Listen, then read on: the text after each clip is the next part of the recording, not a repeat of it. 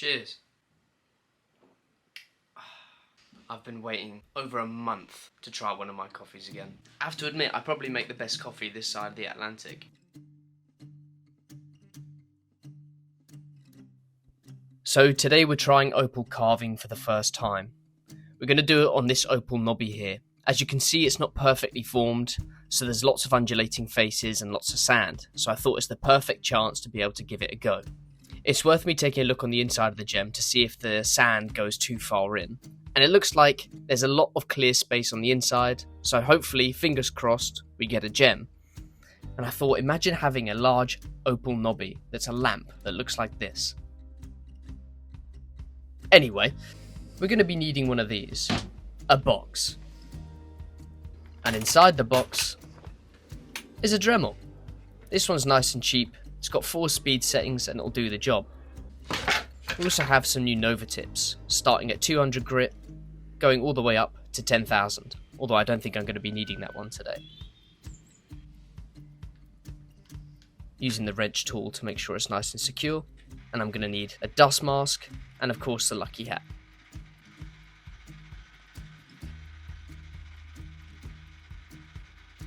Basic understanding of carving: the Dremel spins the Nova tip, which helps me grind material away. And as you can see from the shape of the tip, it allows me to have really fine points of contact. The purpose of the dust mask is obviously to stop me inhaling any silica dust, which is incredibly bad for your health. Now I'm turning the sound down because the sound of grinding is quite annoying. I'm starting on the 400 grit Nova tip. In hindsight, terrible idea. I should have started with the 200 grit, and I'll swap to that in a minute. But I can see now that the Nova tips are proving quite useful in terms of getting into the little nooks and crannies to help explore where the sand goes. Using different points of the tip, you can either get into the really tight spots or grind a large portion of the face away.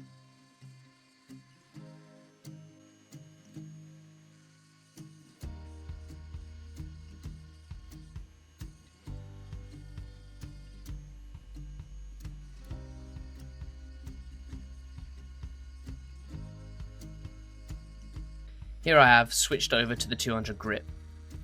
This was the better decision. It's taking the material away a lot faster.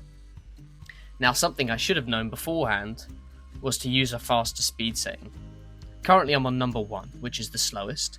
I should have ramped it up to 2 or 3 much earlier on, but I didn't think about this, so excuse me for that. I'm still learning, and this is obviously an experiment, so I'm going to make a few mistakes, but we'll overcome them.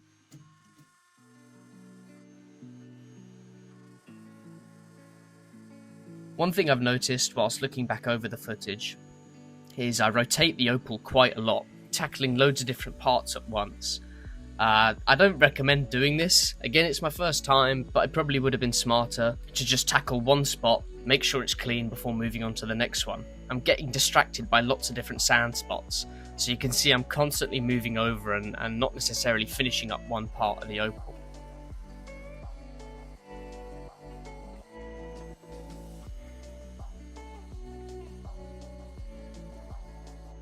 It's at this point I changed the speed setting. You can hear it. That's much better.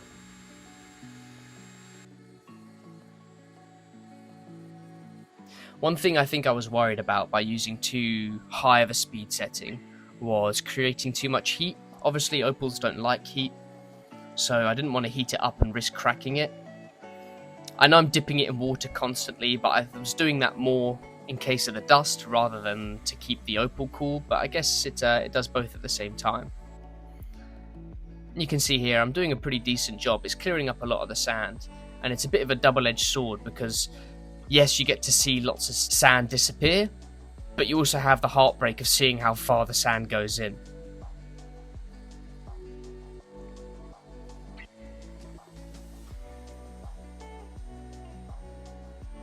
And I think I've got to a decent point here where I can stop and really start to assess the opal. So I'll show you a before and after. Here's before. Lots of sand, hard to tell exactly where a stone might sit. And here's the after. It looks pretty good, it's not finished, but now it's time to assess and see what we're going to do. So we've been carving it for a while now, and it's turned out to be quite an interesting piece. There's evidently 3 separate colour bars. You can see bright green, blue in the middle, and bright green again. We've even got hints of red. Oh, I've just drawn on myself, brilliant. We've got hints of red towards the bottom of the potch. I don't think we're going to be able to keep that, so let's ignore that for now. And same on the other side, you can see it looks a lot brighter from this angle.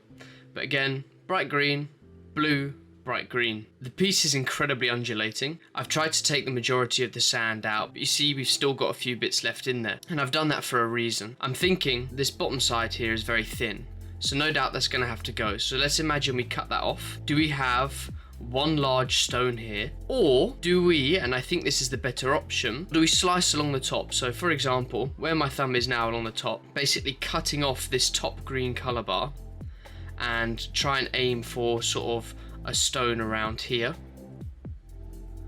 or of course on the flip side a stone around there. These sand spots do go in a little bit further, so that's something I also have to consider. They're not visible from this side, so is it smarter to keep this side than have that one and risk making it too thin, or do we just keep this side? So that's option number 1 really. Slice off this thin bit, we can't do anything anyway. Slice off the top and keep a stone here, or do we slice across there, grind all of this away and try and make one big stone that has quite an interesting pattern of green, blue, green in it. Obviously I have no choice but to make a perfect cabochon, and that's going to involve me flattening the top to be able to create an even dome. I don't want to make this one final finished carved piece.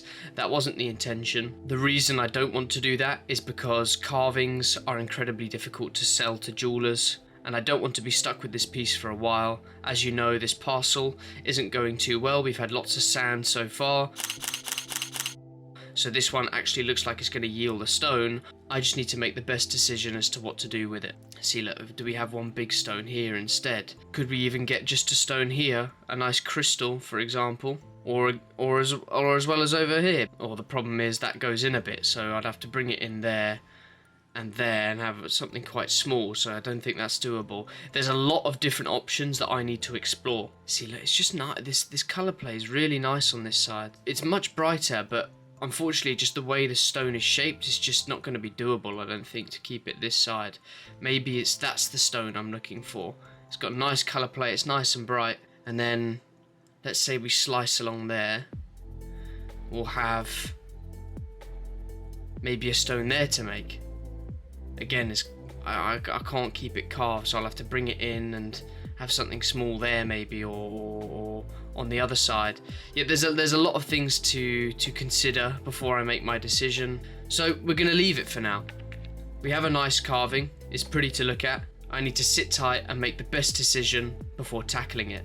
So this is going to be a part 1. You'll have to look forward for part 2 for when we finish the stone and maybe make one big one or 2 smaller ones, or whatever I decide to do. I will film the whole process. So stick around and get ready to watch number 2. In terms of the carving, I did enjoy it. It is quite fun. I do love a good carved stone. I think they're underrated, but unfortunately, I'm trying to run a business here, so I can't make a carved stone and have it sit in my stock for ages. It's going to need to become a cabochon, and then when I'm a trained jeweler, I can do what I like really, and I can have carved stones and make stuff out of it. So thank you very much for watching, guys, and I'll catch you in part 2.